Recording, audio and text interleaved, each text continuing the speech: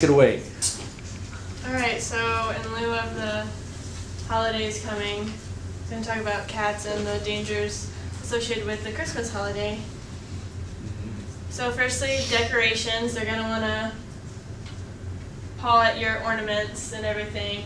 But the big dangers are real versus fake trees, which I'll get into those, tinsel and garland, glass versus plastic ornaments, your light cords, and poinsettias, mistletoe, and another one. Okay, I got a question. I mean tinsel is that silver stuff, right? It's really sweet. Yeah, and that's terrible. But garland, refresh my memory. It's just It's like the a rope green stuff. wrap.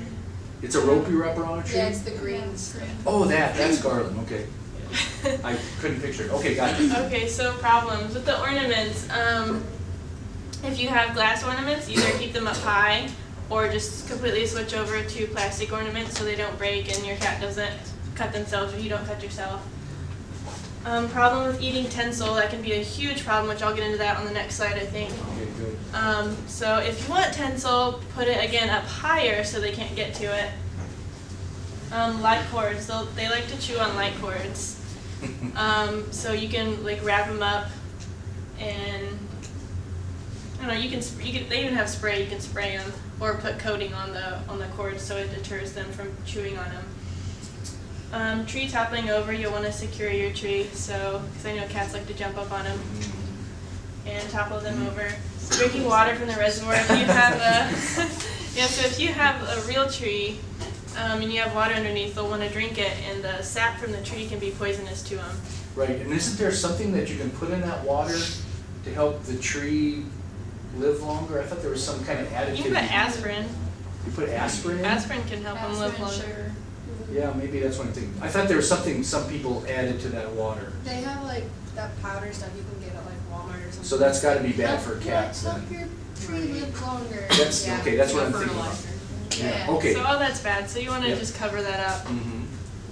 if you're using that. Okay, so on the, could you go back, because, okay, on the right is the solutions, okay, gotcha. Okay, so with eating stuff, especially tinsel, you can get abdominal obstructions. This is not a cat, it's a dog, and that's not tinsel because I could not find a radiograph with tinsel in it. This is a corn cob stuck in a dog's intestine. So what they did is they gave the dog barium so they could see it in the radiograph, and obviously where the barium kind of stopped glowing. Okay, is so where it's the it's obstruction flowing down was. this way, huh? Yes. Okay. So that's how they'll kind of diagnose it, and then depending on where the obstruction is, like if it's at like the base of the bottom of the stomach, they can just go in and pull it out. But if it's in this case deep in the intestine, you have to cut into the intestine to get it out generally. You also have a linear foreign body. This is a cat. There's string. There's string in this is in the stomach, and so all they did was just go in there and pulled it out. They just contrasted it right there. Now that's a very common term, linear foreign Linear. body. So yeah, linear foreign body could mean anything that is String linear. Yeah. I've seen a radiograph where I think it was a dog ate like a ratchet, like a long metal ratchet, and they termed that a linear Wow. foreign body. Poinsettias. I read a lot that a lot of people think that they're very toxic, but they're actually mildly toxic. It's quite hard to get it severely toxic to where it'll kill your cat or dog. But the problem is the milky white sap that's in the poinsettia, and it generally, if they eat it, it'll just give them diarrhea and vomiting. So it's not too terrible. But cats usually don't like poinsettias just because of the bitter taste associated with them, apparently. Mistletoe and holly.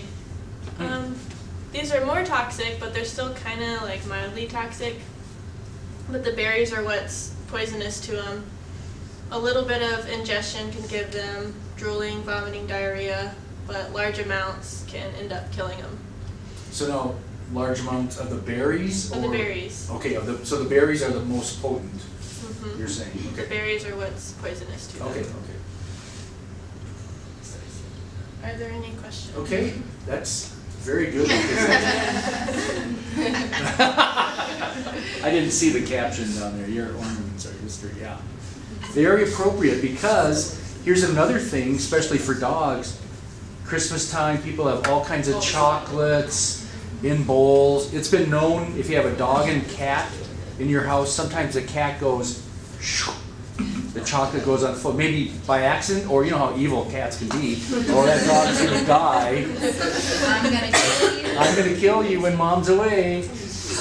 But yeah, chocolates, you know, all this stuff, you gotta think about it, because that is very good. You know, bones from turkeys and chickens, and I like that linear foreign body, because that acts like a saw in the intestines, because the intestines are always moving, and then, you know, the intestines are like this, but the string is moving. Dangerous. Any other questions, comments? Here we go. You have to be really careful. So if your cat or dog, I'm focusing on cats, but if your cat gets sick around Christmas time, they sometimes, depending on the vet, they'll just assume that it's a foreign body, and that's actually really dangerous. I appreciate their concern, but with my cat, I walked in, I was like, okay, my cat is diabetic or has hypothyroidism, I don't know which one. And they're like, no, your cat ate something. Okay. And so they just kind of assumed it since it was. You're saying they had jumped to conclusions Yeah. because of the season it was. Did Yeah. they go to surgery without doing radiographs? No, they just